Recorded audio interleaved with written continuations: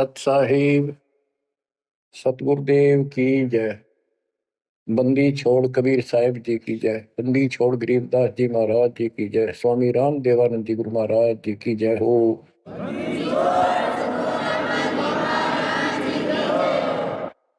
सर्व संतों की जय, सर्व भक्तों की जय, धर्मी पुरुषों की जय। श्री काशी धाम की जय, श्री सुडानी धाम की जय, श्री क्रोथा धाम की जय, श्री बरवाड़ा धाम की जय। सत साहिब परम पिता परमात्मा कबीर जी की असीम मृदा से बच्चों, आज आपको अपने घर का पता चला। ये अरहट वाले कुएं में, ये अरहट का कुआ लोई या गलबंदा है सब कोई, कीड़ी कुंज पर अवतारा, हर हट डोरी बंधे कई बारा। इस हर हट जैसे कुएं में बहुत बार चक्कर काट चुके हो। अब इस झंझट से छूटने का समय आ गया। आप किसी से पूछ लो, कोई भी मरना नहीं चाहता, पर सबको पता यहां रह भी कोई नहीं का। यह समस्या क्यों है? ये इसलिए है कि अब मृत्यु अच्छी चीज नहीं, सबसे घटिया ये है। फिर उम्र दोस्त था, जब तक जवान रहता है रोजी रोटी के चक्कर में उड़ जा रहा है, बस की बात नहीं। यहाँ की व्यवस्था ऐसी है, छोटे छोटे बच्चे होंगे, उनके पालने के लिए मर मिटता इंसान और करना पड़े। देखे जहां भूखे बैठे, तो ये मजबूरी है अपनी। और फिर सारा जीवन बच्चों को पाल पोस कर पढ़ा कर शादी कर दी, उनके बच्चे हो गए। बच्चों, अपना कर्म के साथ जीव आप बैठे। बच्चे कितने अच्छे हों, कितनी अच्छी बहू आ जा पुत्र वधु, लेकिन कर्म में दुख है तो कोई न कोई इसी आंट चढ़ा देगा काल। वो चाह कभी आप उसकी मदद नहीं कर पाओगे, उसके कर्म ना करने दे। जैसे आपको बताया, या फिर कोई ऐसी बीमारी हो जाएगी, बच्चे भी, बेटा भी, पुत्र वधु भी दोनों बैठ कर रोने जाएंगे, और वो चिल्लाए जा।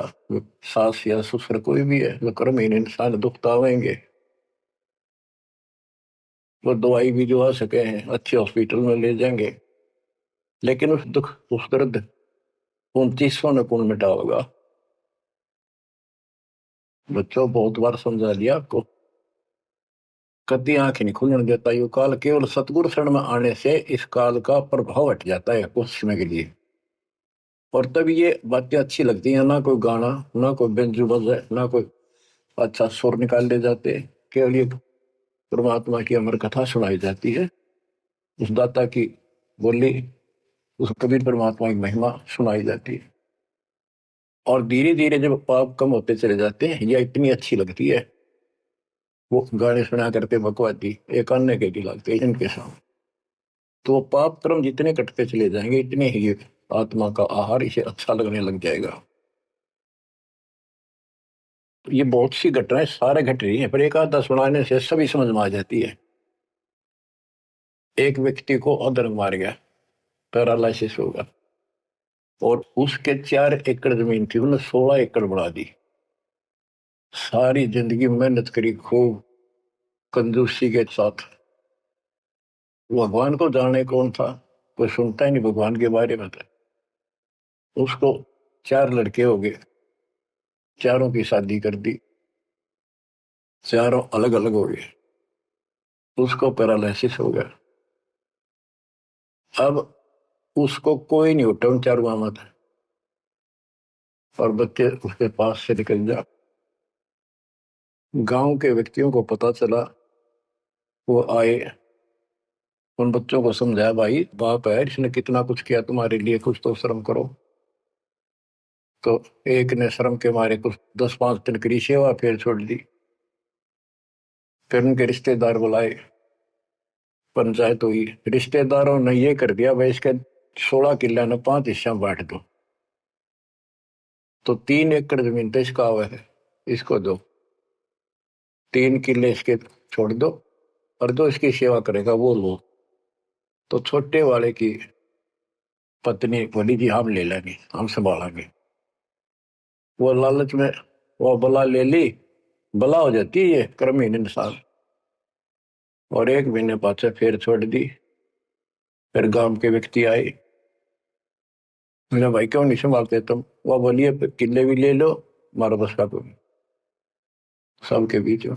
तो गांव के लोगों ने एक नौकर किया, 3 एकड़ जमीन में से उसका जो खर्चा वर्ता उसको ध्यान लगे। तो जब वो पंचायत हो रही थी, बताओ था एक आदमी, और हमने देखा कई जगह ऐसी घटना घटी। तो जब वो पंचायत में आ रहे थे, रिश्तेदार आ रहे थे, वो खाट में पड़ा पड़ा नाड़ नाड़ हल्ला है। और पोता आ गया उसका। उस पोता ने इतनी दूर खड़ा था वो, 5-7 फुट, अन्यों करा नाड़ का नहीं। अकबर आजा, आजा लाड कर भाई नो, नाड़ नाड़ लर्ज किन्नो दिखा कर मैं इससे प्यार करना चाहता हूँ, और वो दूर बात है। तो वहां बैठे उपस्थित व्यक्ति बोले, इन बेटा ने तक कर दी इतनी छोटी मालस, इन पोते ही कसर रह रही है, ये करेंगे। तो यहाँ अध्यात्म ज्ञान आता है।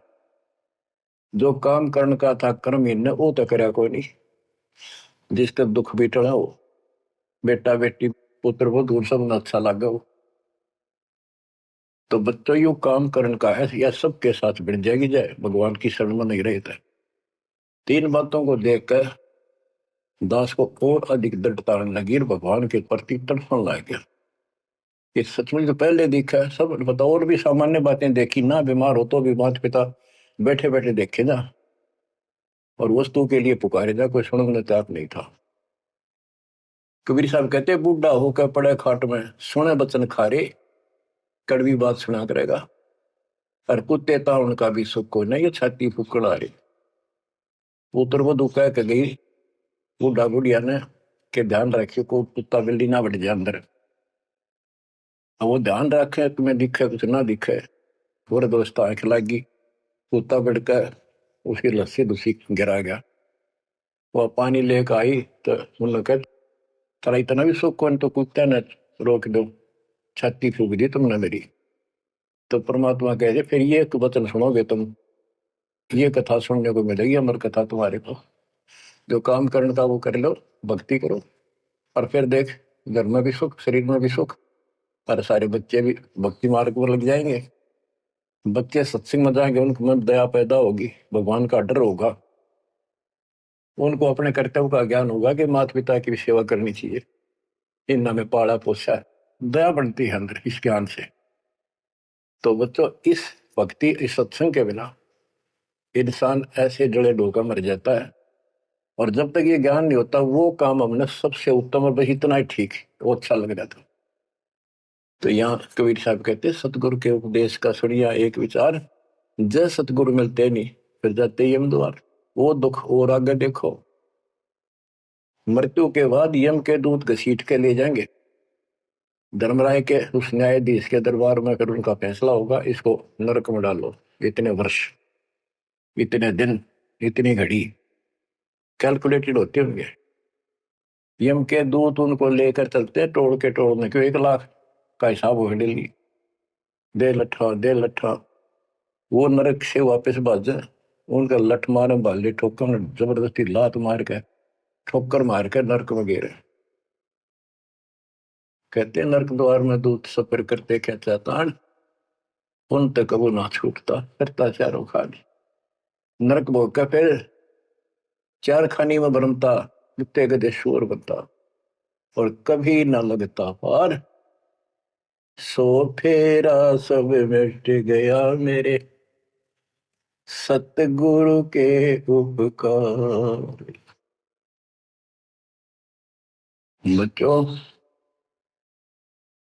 समझ लो इन बातों को, और देखो मालिक की दया। ये बातें कदे हमने दादे परदादा पर भी ना सुनी, माता पिता से नहीं सुनी, उसकी दया विदाता की। और आज ये अच्छी लगे और बात एक भी अच्छी नहीं लगती, वो तो बेतुकी बातें हैं। थोड़ी देर बातें करनी पड़ती है इधर उधर की, 2 मिनट बात में सोचा या तो जा अपना परमात्मा ने याद करे। तो यह लगन अलग से लगेगी, इस सत्संग से लगेगी, और भक्ति सुमन दान करोगे या सेवा, ये सारे मिलकर आपको निर्मल करेंगे आपको हर तरह से शक्ति आत्मा को मिलेगी। भोजन खाते हैं तो उसमें सभी प्रोटीन सब प्रकार के खाने होते हैं, तभी स्वस्थ शरीर रहता है। इस प्रकार हमने सेवा भी, जिसी बोले सुमरण भी, दान भी, ये करना पड़ेगा। और मर्यादा का निर्वाह, परहेज भी रखने पड़ेंगे, तभी आत्मा स्वस्थ होगी, मोक्ष प्राप्ति योग्य होगी। बच्चों, धन है आपके माता पिता जिनसे जन्म हुआ। आपकी किस्मत को अगर व्याख्यान करने लगो, आपकी किस्मत का वर्णन करो, कोई शब्द नहीं दास के पास। इतनी अच्छी किस्मत लेकर जन्मे हो तुम। आपका मनुष्य जीवन इस समय, मनुष्य जीवन के बाद फिर आपको शरण मिल गई। गजब अजब बात यह है कि आपको शरण मिल गई। आप देखो, नाम लेने से पहले आप किस स्थिति में थे, क्या करा करते, सारा दिन कोहरे डले डोया करते, और मजदूर, काल के मजदूर थे, बस पेट के मजदूर, माचे माचे अंडला थे। कोई भी अच्छा काम चाह कर भी नहीं कर पावा थे। आत्मा भी अच्छी थी, था आपकी नर्म भी थे, दया थी, भाव था, सारा था, भगवान की चाह भी थी, पर ऊपरली सी थी, काम चलाऊ सा था। और नाम लेने से पहले जब आपने स्टार्ट किया इस मार्ग को, देख मन कितनी बगावत करे था। ये कैसे हो सकता है, ऐसे कैसे हो सकता है, हमने तो ये पूजा की, हमने ये देखा, ये सुना।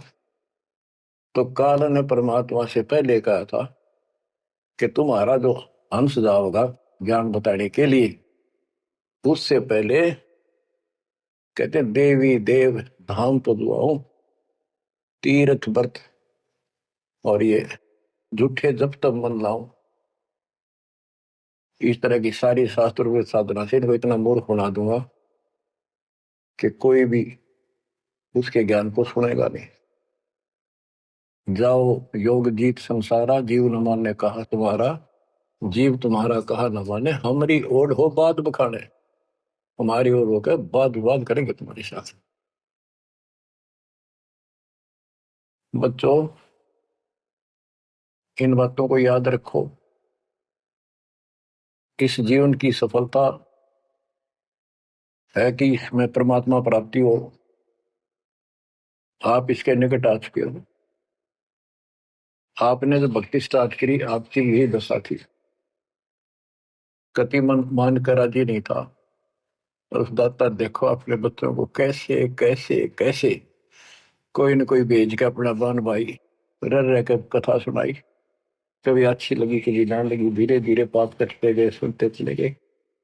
कहते सो सब सिदर मैं करूं अपने जन के काज, हरनक से पूजो मार दो नरसिंह दर के साज। इब्राहिम सुल्तान के साथ कितने खाड़े कर दिए, कितना पीछे पड़ गया जाता अपने बच्चे को नरक से निकालने के लिए। यही दशा अपनी थी। उस दाता ने कोई न कोई कारण बना के अपने को राह दिखाया है।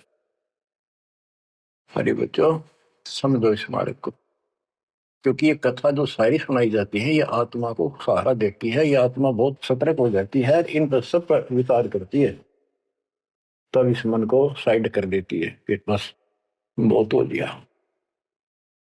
आप देखो क्या हाल है, कल ना पशु बन जाओगे, और पहले पे रंग कितनी बार बन लिए।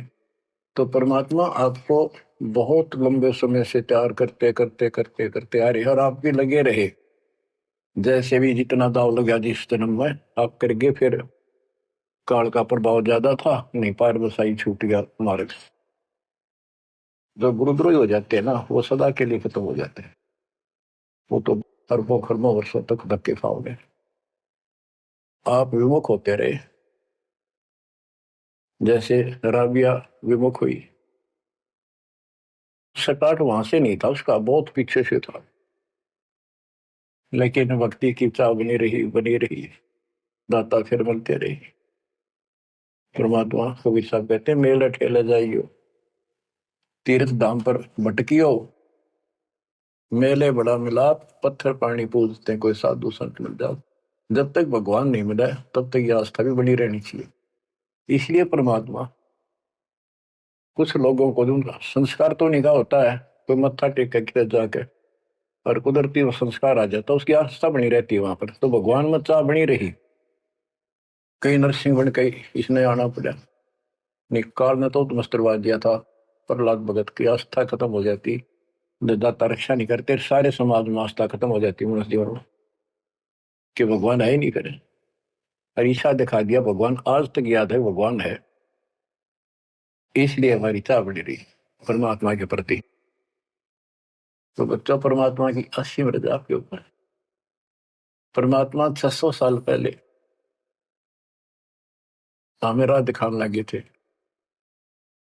और उसी समय से आज तक बीच में अपने संत गरीबदास जी को बीच में मिले, इस भक्ति को फिर से जीवित करके, इस अध्यात्म ज्ञान को फिर से कभी खम्भ रोप गए, इनके माध्यम ये यथार्थ के आप देख। और 300 साल से अमर ग्रंथ यहाँ पढ़ा करते थे गरीबदास जी, गरीबदास के 12वें पंथ वाले। मेरे गुरुदेव के अतिरिक्त किसी का पल्ला नहीं पड़ा। उन्होंने दास को दिया ये खजाना, उसके बाद गहनता से इसका अध्ययन किया, आशीर्वाद उनका रहा।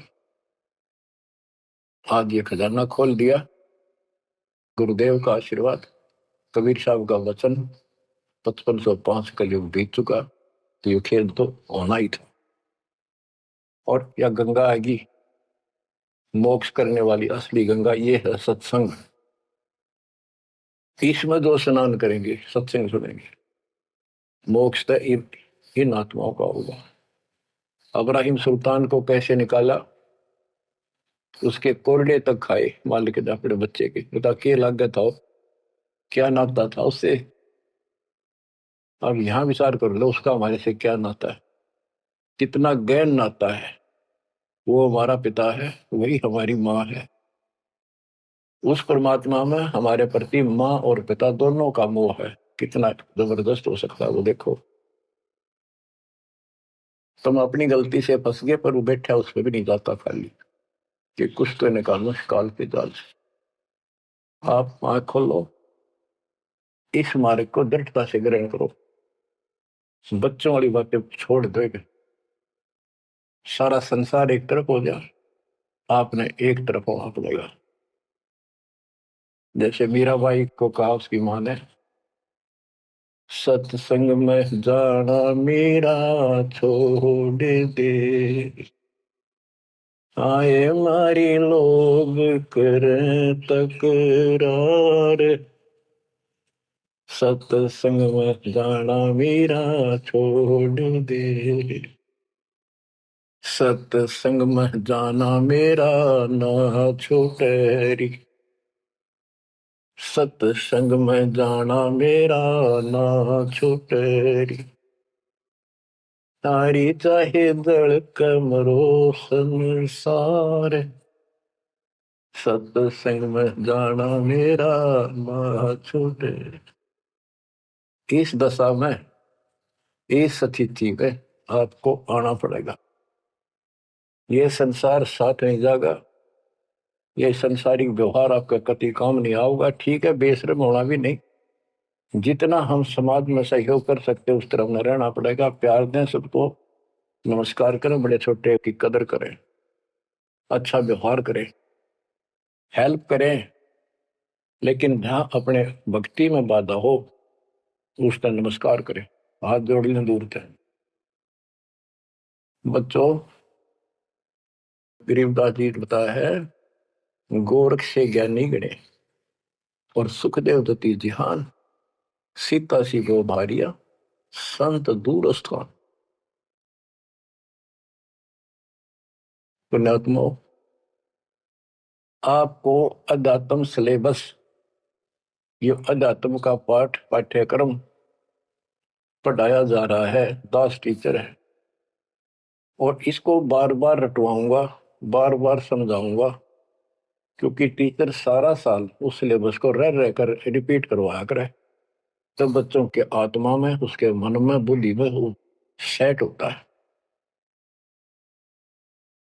तो बच्चों, आपको ये सिलेबस 10 बार बार रिपीट कराएगा, और ध्यान से उत्सुकता से सुनते रहना। परमात्मा के ज्ञान को, सत्संग को सुनो, जब कति एकाग्र चित्त से सुनो। गरीब गोरख से ज्ञानी घने, सुखदेव जति जिहान, सीता सी बहु भारिया संत दूर स्थान। अब आपको अमर ग्रंथ की अमर वाणी का कुछ अंश सुनाऊंगा। जैसे दास की बुद्धि काम करेगी इसको सरल भी बनाऊंगा।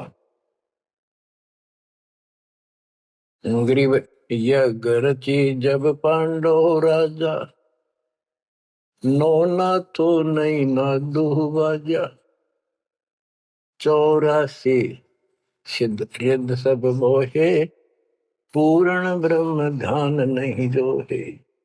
अब क्या बताना चाहते हैं संत गरीबदास जी कि जब पांडवों ने अश्वमेध यज्ञ रची तो उसमें 33 करोड़ देवता, 88,000 ऋषि, ब्रह्मा विष्णु महेश तक उपस्थित थे, 12 करोड़ ब्राह्मण, और ये गिरिपुरी इनका गिनती नहीं, 56 करोड़ जहां थे या दो, शंख बचायन नहीं बाजा ना दो। तो कहने का भाव ये है कि गोरख से ज्ञानी गणे, सुखदेव जति जहान, प्रसंग ये है। और सीता सी बहु बारिया संत दूर स्थान। पांडवों ने अश्वमेध यज्ञ क्यों की थी? श्री कृष्ण जी जो उनके गुरु थे, त्रिलोकीनाथ विष्णु अवतार, उन्होंने बताया था कि तुमने, क्योंकि युधिष्ठिर जी को भयंकर स्वप्न आने लगे, बेचैनी होगी, भूख गई, रात की नींद गई, वैद्यों से इलाज करा लिया, कोई आराम नहीं हुआ। श्री कृष्ण जी के गुरु थे, उनसे समाधान जाना और कारण पूछा कि हुआ क्यों।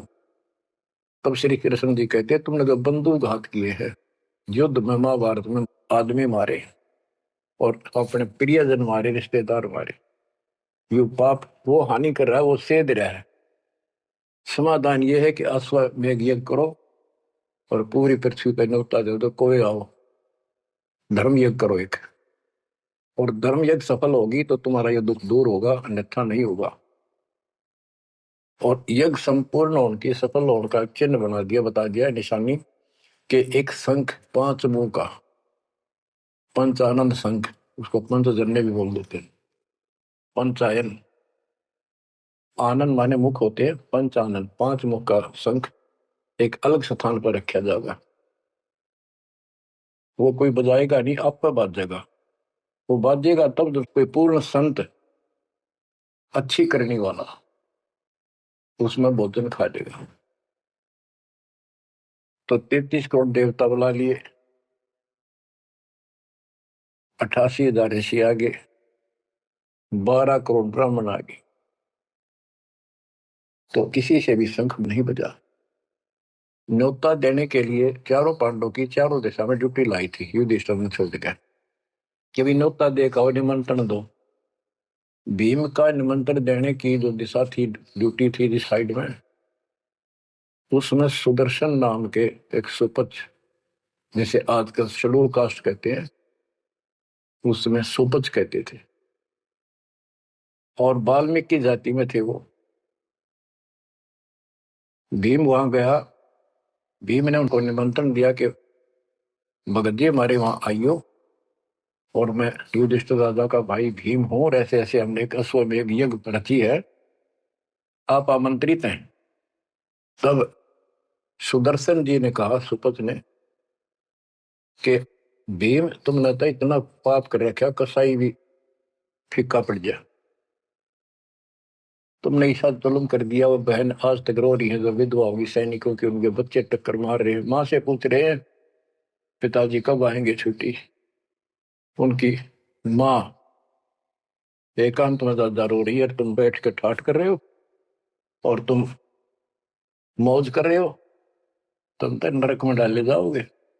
मुझे बुलाना है, जो अश्वमेघ तुम करने जा रहे हो, ऐसी अश्वमेघ 100 का फल मुझे संकल्प करो, 100, तब मैं तुम्हारे जाके रोटी खाऊं, मैं कौन पड़े से नरक में। अब अहंकार था भीम को कि हमारी यज्ञ तो सफल होनी है, क्योंकि श्री कृष्ण जी रहे साथ।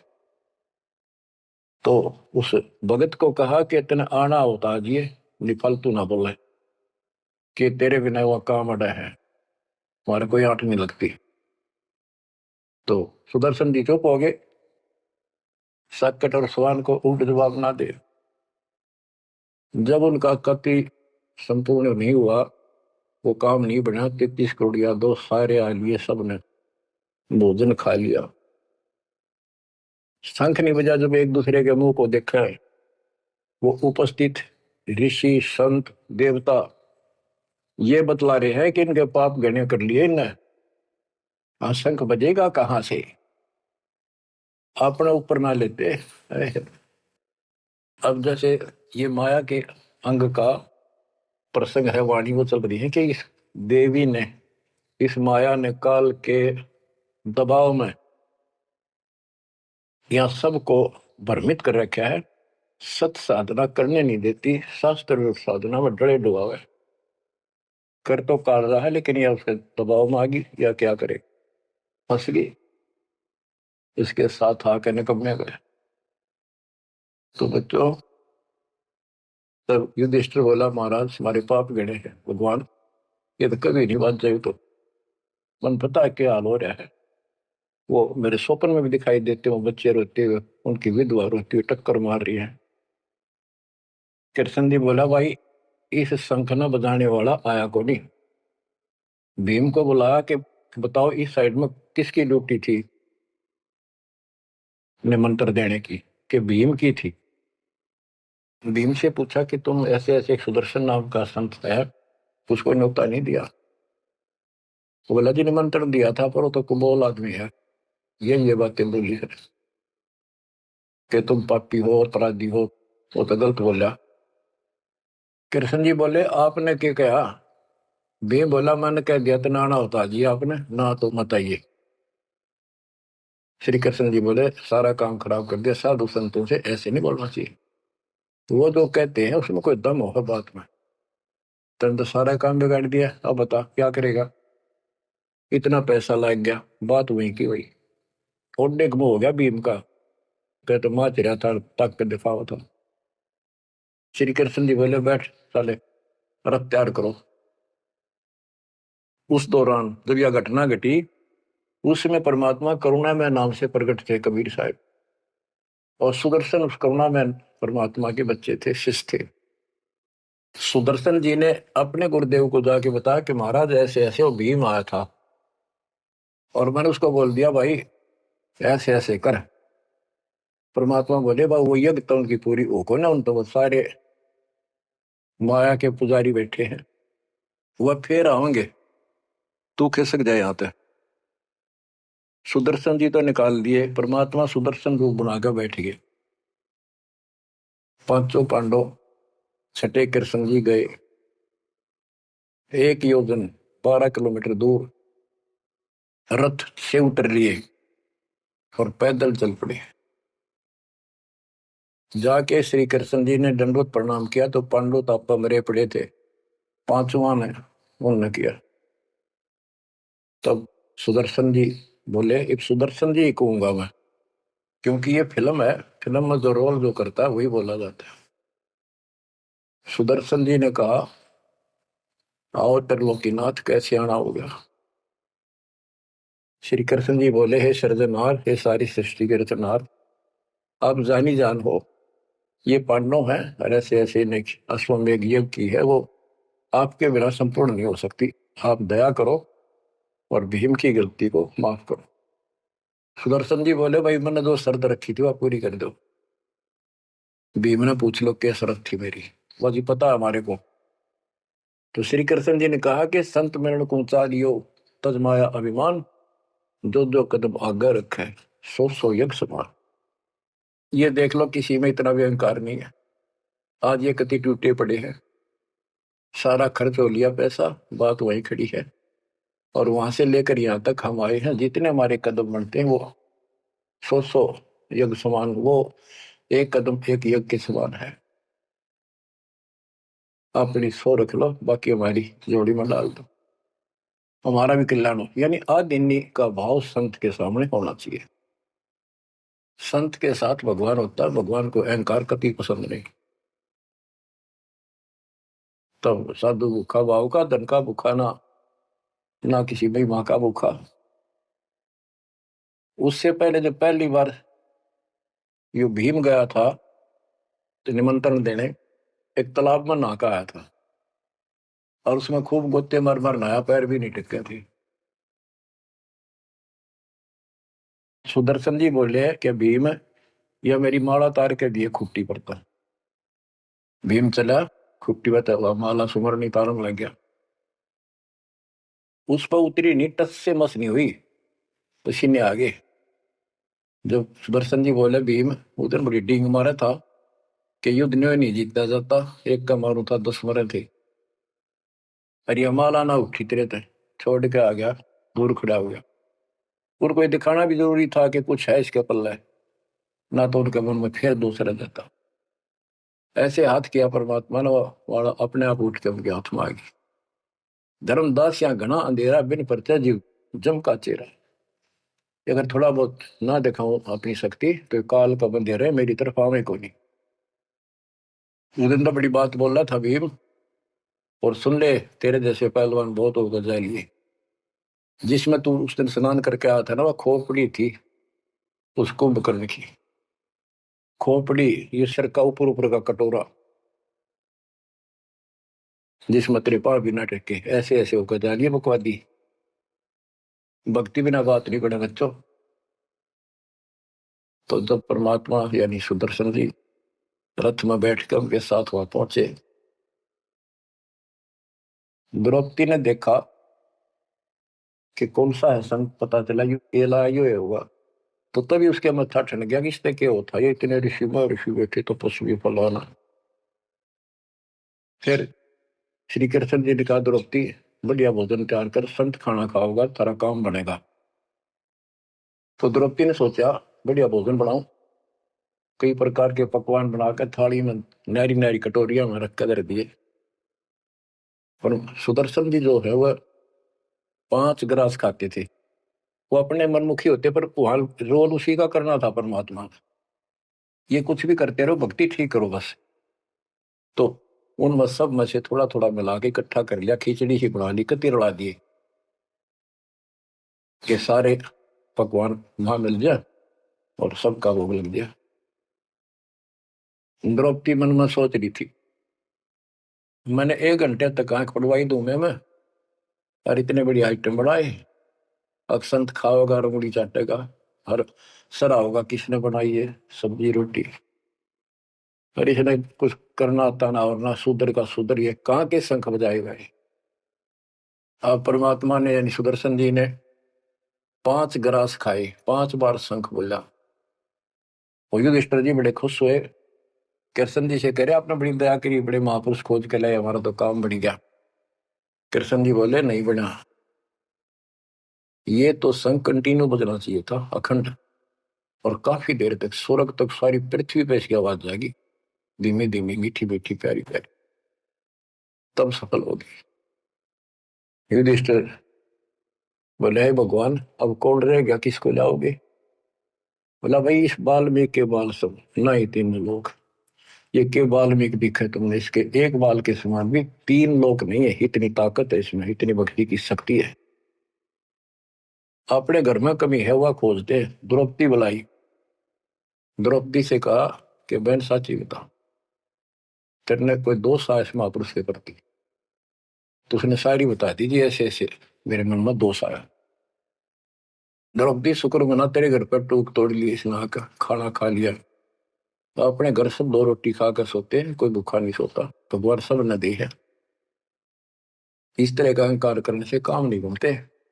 इसके चरण धोकर पियोगी ना, जब तेरे अंतःकरण का पाप भी दूर होगा और कुछ राहत भी तब मिलेगी। अमरता क्या नहीं करता। द्रौपदी लाई बढ़िया सी थाली परात उठाकर चांदी की, और उसमें लोटा लेकर संत के चरण धोए, गाल के कटोरे में पीण लगी। कृष्ण जी बोले बहना था मुझे भी तेरा, ईशे महापुरुष का चरणामृत कद कद मिल रहा है। तो आधा द्रौपदी ने पिया, आधा श्री कृष्ण जी ने। और फिर वो देखो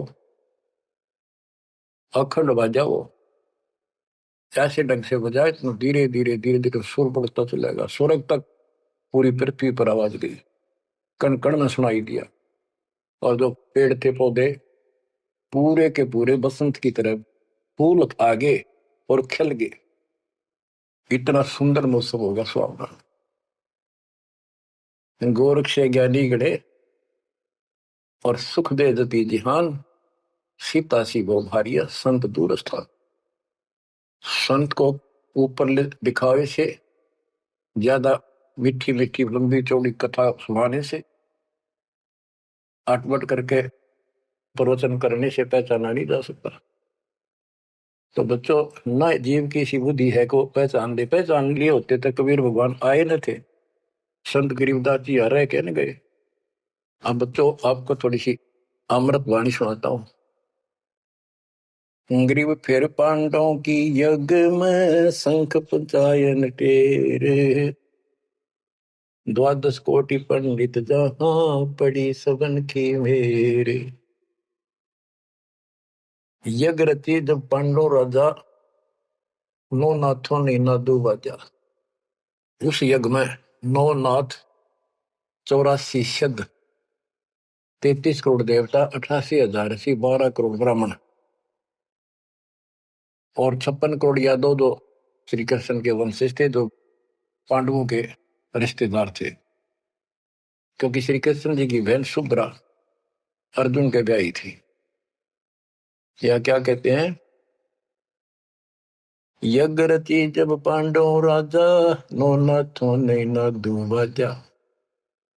84 सिद्ध रिधि सब मोहे है, पूर्ण ब्रह्म ध्यान नहीं जो है।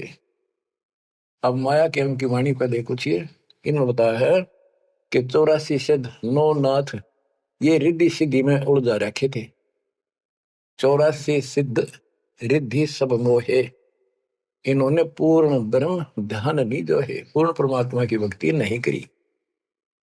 कोटि 33 यज्ञ के माही, सुर नर मुनि जन गिनती नाही। 56 कोटि जहां थे यादो हो, जिनसे नाही बाजा नादू हो। कोटिक वक्ता वेद उचारी, ना बयम संपूर्ण सारी। सट दर्शन की गिनती नाही, अनाथ जीव जी में बहु माही। सट दर्शन ये गिरिपुरी कहती है, बहुत गड़े आए हुए थे और अनाथ जीव भी बहुत गड़े आए। सुर मुर्जन तपस्नासी, दंडी वृत्त बहुत उदासी। कामधेनु कल्प वृक्ष ही लाए, 3 लोक के सुर नर आए। 5 पांडव कृष्ण शरीरा, जिनसे यज्ञ बही नहीं थीरा। होय होय। 5 पांडव और श्री कृष्ण जी वही खाना खा चुके थे, उनसे यज्ञ बही नहीं थीरा, उनसे यज्ञ नहीं हुई पूरी। एक बाल्मीक नीचे कुल साधु, दिन शंख पचायन पूरे नादु। और गनो माया के पूता, ब्रह्म जोगनी सब ही दूता। ओहो। कहते हैं एक बाल्मीक नीचे कुल साधु, जिन शंख पचायन पूरे नादु। ये और गनो माया के पूता, ये औरतें माया के भ्रमित है, माया सिद्धि प्राप्त करके लोगों को प्रदर्शन करना, ये भी माया जाल। ये महिमा पागी इनमें खेल ले गए खिलौने से, या माया ये देवी ने उलझा रखे काल के दबाव। कहते हैं और गनो माया के पूता, ब्रह्म जोगिनी सब ही दूता।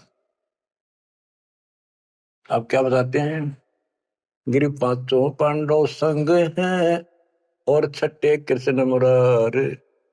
चलिए हमारी यज्ञ में हे समर्थ सिरजनहार। अब श्री कृष्ण जी भी तो 3 लोक के मालिक हैं, पिछले संस्कारी हंस है। परमात्मा ने उनको सद्बुद्धि दी, उनकी दिव्य दृष्टि खोली कुछ समय के लिए, तो उनको भगवान दिखाई दी था। वो सुदर्शन उस दिन थे भी भगवान, पर उसको एहसास था, क्योंकि अध्यात्म मार्ग के अंदर अपने आप आत्मा अपने से शक्तिशाली के आगे नीचे हो जाती है, मुरझा जाती है। गिरि 5 पांडव संग हैं, और छठे कृष्ण मुरारे। चलिए हमारी युग में समर्थ सृजनहार। गिरि पांडव यज्ञ अश्वमेघ में, सतगुरु किया पिया ने। पांचों पांडव संग चले और छठा भगवान। गृह पांडव यज्ञ अश्वमेध में वाल्मीकि की दे। शंख पचायन बजाइया राख्या नहीं संदेह। ग्रीव सुपच रूप धर आइया सतगुरु पुरुष कबीर। तीन लोक की मेदनी सुर नर मुनि जन भीड़। ओह, कहते हो सुपुच का रूप धरकर स्वयं सतगुरु परमेश्वर कबीर जी आए, जहां पर तीन लोक की सेना बैठी थी मेदनी। या दुनिया भरी पड़ी थी। 33 करोड़ देवता, 88,000 शेरियो, 56 करोड़ यादव। 33 कोटि यज्ञ में आए, 688 सारे। 12 कोटि वेद के वक्ता, सुपच का शंख बजा रे। के 33 करोड़ देवता, 88,000 ऋषि, 9 नाथ, 84 सिद्ध, 12 कोटि वेद के वक्ता ब्राह्मण, ये सारे वहां पर बैठे थे। उन तो ये छोटा सा काम नहीं हुआ। 3 ताप के अंतर्गत पांडव दुखी हो रहे थे। तुम कौन राम का जपते जापम, ताते कटे ना तीनों ताप। तो बच्चों, परमात्मा की आपके ऊपर असीम रजा है। आपको पूर्ण परमात्मा की भक्ति मिली, पूरा सतगुरु मिला, आपको मोक्ष देदाता सच्चाई।